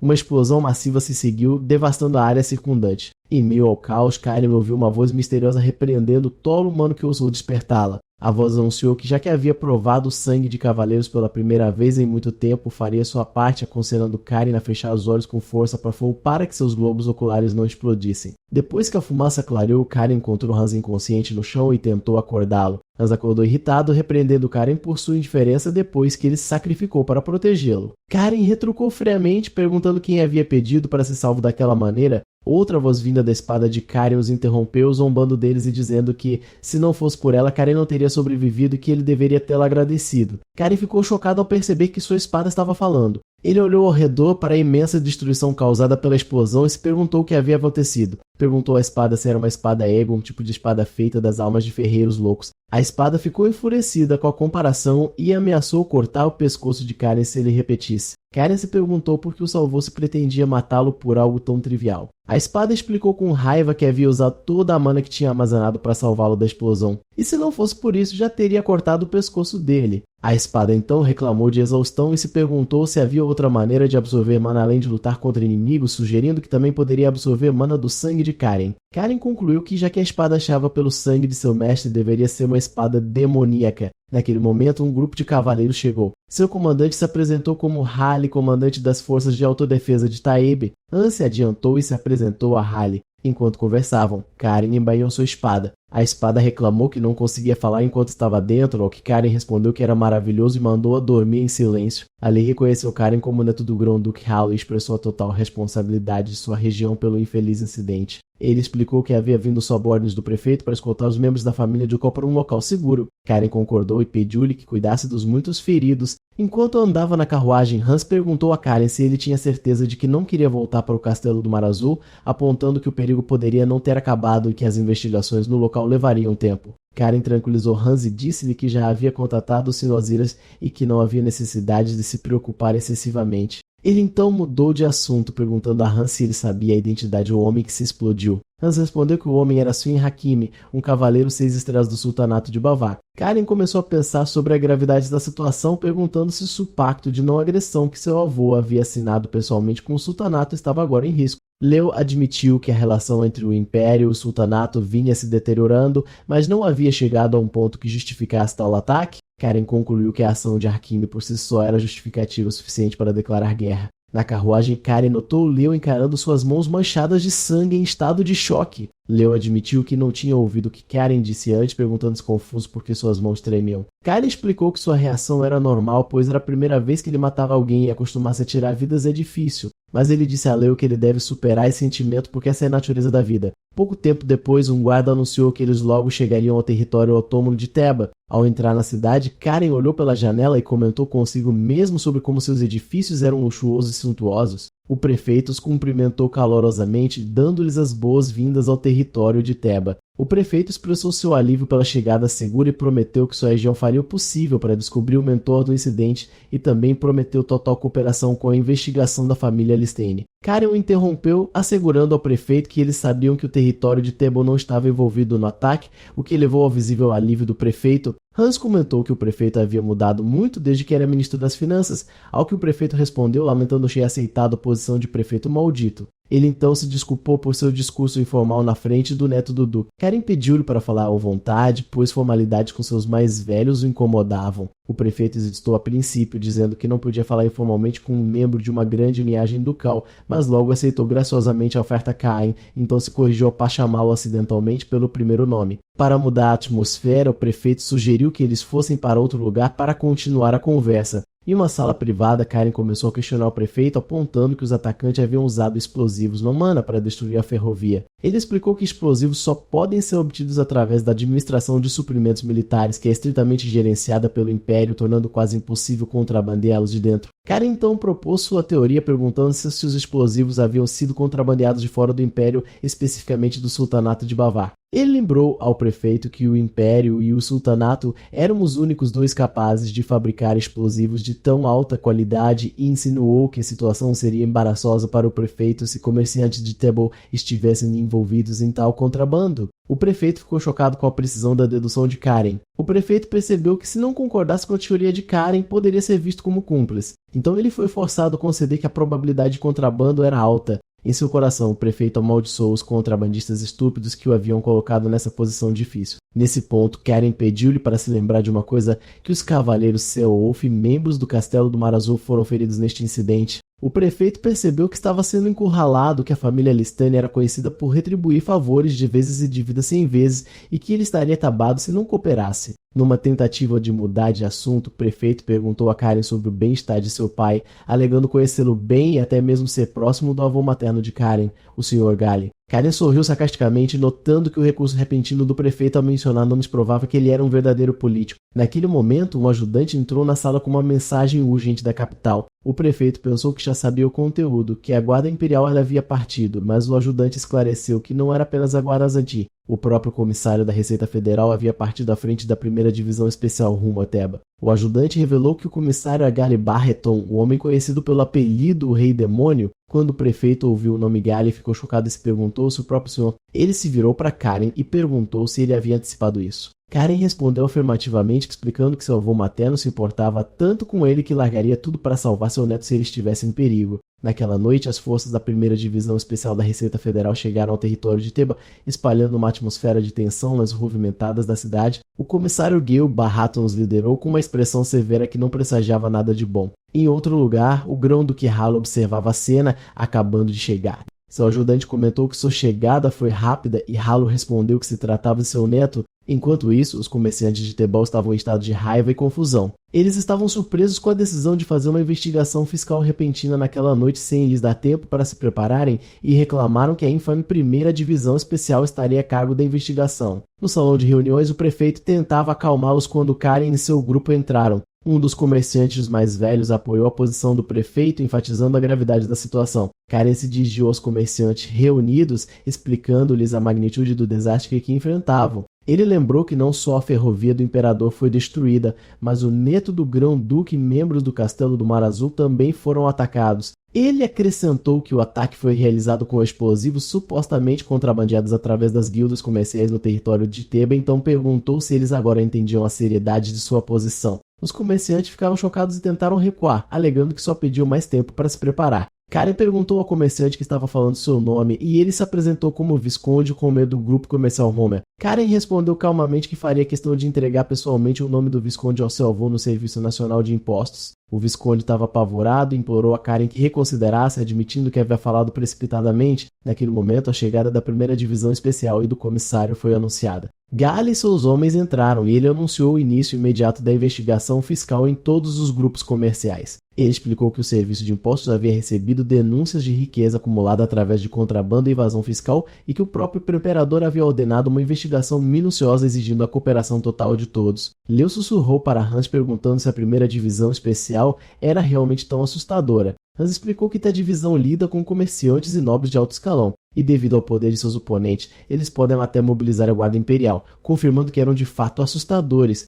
Depois disso, Gale se aproximou de Karen e o cumprimentou calorosamente, comentando que 3 anos haviam se passado desde a última vez que se viram. Mais tarde, Gale e Karen estavam conversando em particular. Gale perguntou ao neto se ele estava realmente bem e Karen garantiu que sim. Ele então perguntou se ele suspeitava de alguém, o que Karen negou.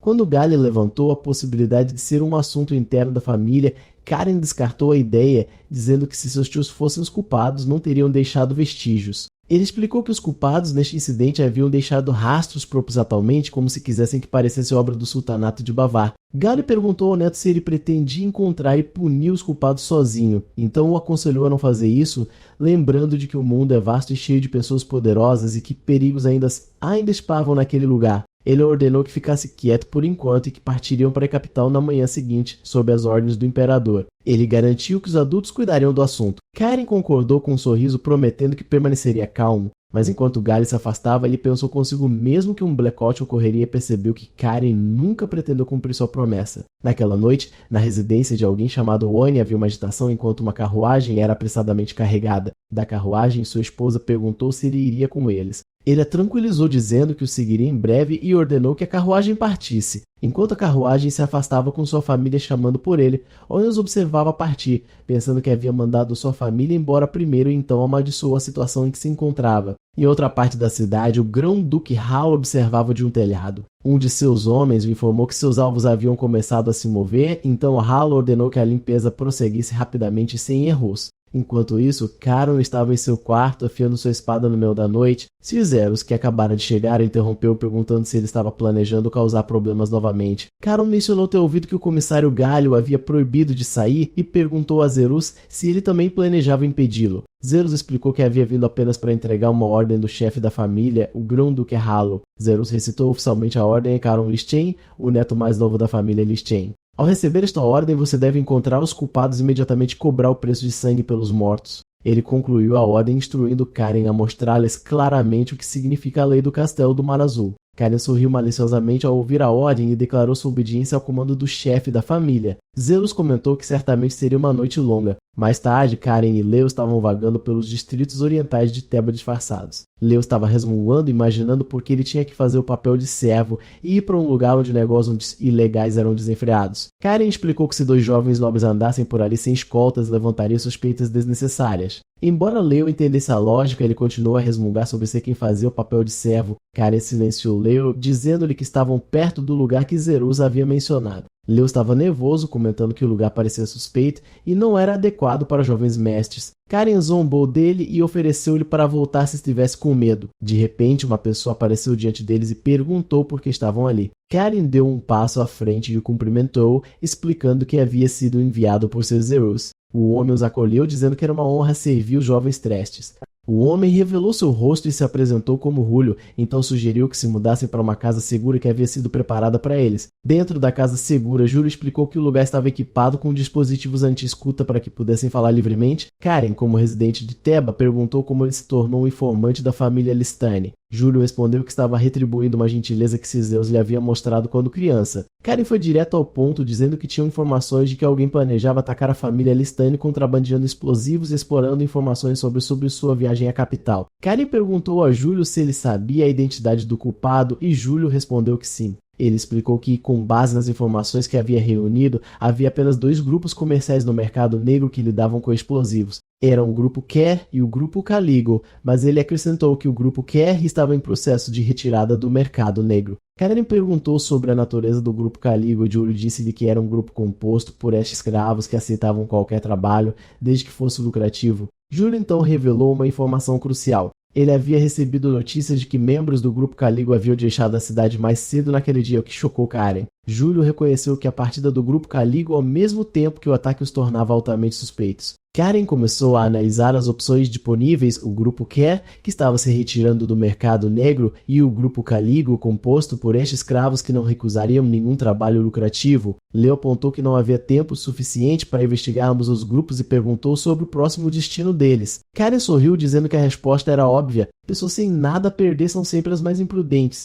Consequentemente, eles decidiram ir para Caligo e Júlio prometeu levá-los ao seu mercado negro. Enquanto isso, o prefeito Jin estava conversando com o comissário Gale. Jin perguntou a Gale se ele estava realmente confortável em deixar Karen agir por conta própria. Gale respondeu que seu genro, Grão-Duque Hala, havia lhe enviado uma carta pessoal implorando, então ele não tinha outra escolha, acrescentando que lobos têm seu próprio jeito de lidar com lobos. Gale então revelou que Karen havia lhe pedido um favor para inventar qualquer desculpa possível para atrasá-lo e mantê-lo fora de seu caminho. Apesar de impressionado com a audácia do neto, Glynn expressou sua preocupação, notando que Karen tinha apenas 13 anos. Gale descartou essas preocupações, dizendo que Karen já havia provado sua capacidade. E para gênios, a idade é apenas um número. Mas Glynn insistiu que Tebow era um lugar onde o perigo poderia surgir a qualquer momento e que alguns seguiam o harém, e que alguns grupos comerciais de lá estavam subornando políticos na capital para expandir sua influência. Ele acrescentou que, enquanto Ducalo escolheu permanecer na fronteira, as poderosas famílias nobres da capital estavam observando a família Listene de perto,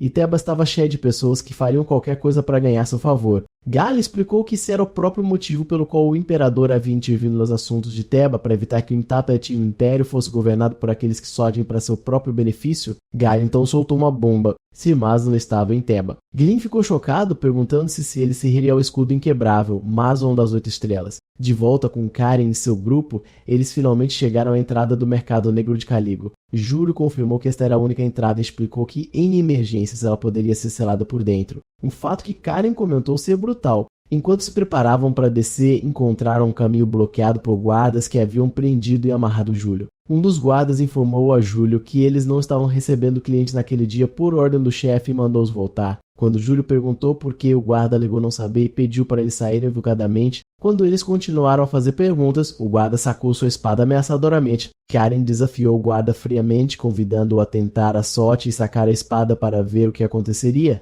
O guarda hesitou enquanto Júlio implorava para Karen se acalmar. Com isso, Karen se virou para Leo, que estava disfarçado de Oria, e ordenou que ele iniciasse o plano B. Leo estava confuso e chocado, pensando que eles nunca tiveram um plano B em primeiro lugar.